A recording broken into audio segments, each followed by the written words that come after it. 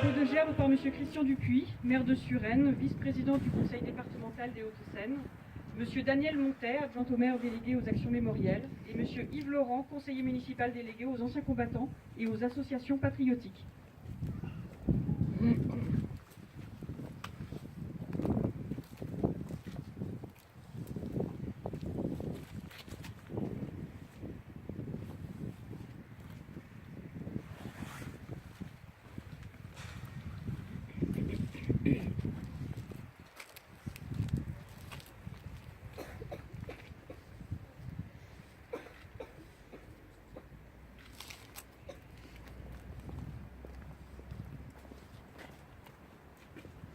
Aux morts.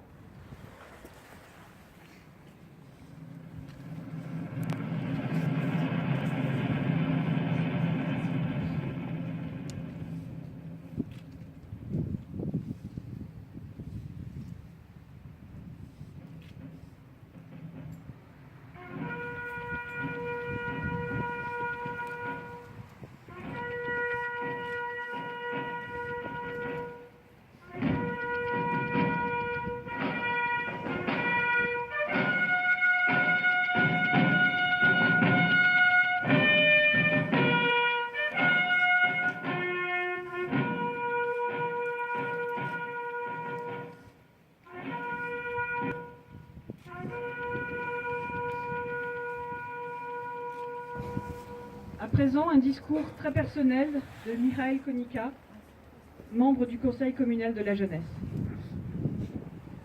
Mesdames, Messieurs, bonjour. Nous sommes tous réunis en ce jour pour rendre honneur à la mémoire des soldats morts durant ce conflit atroce que fut la Première Guerre mondiale. Nous sommes ici pour nous rappeler que des femmes et des hommes ont donné leur vie pour délivrer la France, pour protéger l'idée d'une France libre et insoumise, tout simplement protéger la liberté elle-même. La France est terre de liberté depuis des siècles, le pays qui s'est affranchi de la royauté alors trop éloigné des préoccupations du peuple.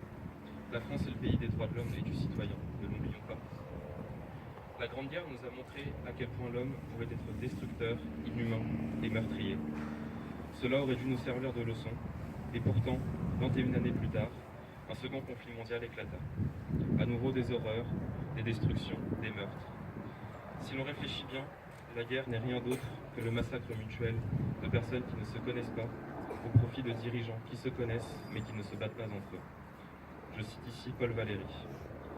De nos jours, soit un siècle plus tard, nous avons un certain recul sur les faits. Nous nous rendons compte des atrocités qui ont été commises, qu'aujourd'hui cela nous sert de leçon. L'idéal aurait été que cette leçon nous mène à la paix et non plus vers d'autres conflits. Cependant, une telle évidence est loin d'être partagée par tout à chacun à l'heure où je vous parle. Nous continuons hélas à nous déchirer, nous continuons hélas à nous faire la guerre, nous continuons hélas à nous autodétruire. Or, le bombardement d'une idéologie ne permet aucunement de l'annihiler. Bien au contraire, il ne fait que la renforcer. On ne peut détruire le mal par le mal, cela n'a pas de sens. On combat une idéologie par le savoir, par l'éducation, avant même qu'elle ne naisse et ne grandisse. On doit apprendre à aimer de nouveau.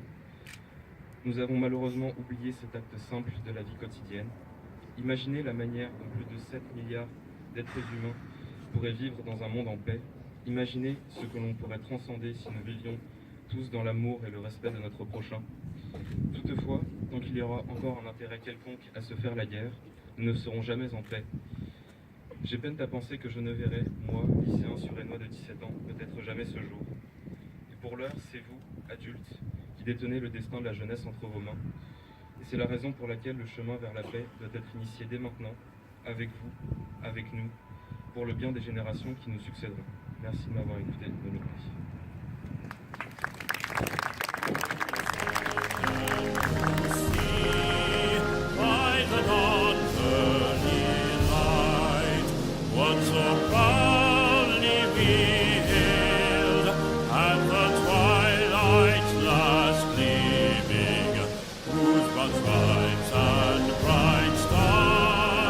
Through the perilous fight, for the right